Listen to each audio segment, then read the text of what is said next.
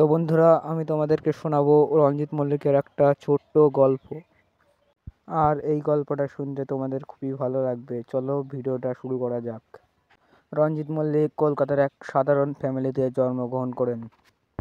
ছোটবেলা থেকেই তার অভিনয়ের প্রতি খুবই গভীর ভালোবাসা ছিল। কঠোর পরিশ্রম আর নিষ্ঠার মাধ্যমে তিনি একটা ফিল্মে জায়গা তৈরি করে ফেলে। আর বিভিন্ন চ্যালেঞ্জের মধ্যে দিয়ে তিনি এগিয়ে যায় আস্তে আস্তে করে। আর এনাকে সবাই খুব পছন্দ করতে শুরু করে ফেলে।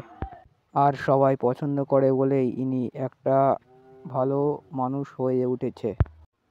আর এর থেকে জানা যায় রঞ্জিত মল্লিক যে কাজটা মন দিয়ে করেছে তার জন্য একটা সাকসেস পেয়ে গেছে।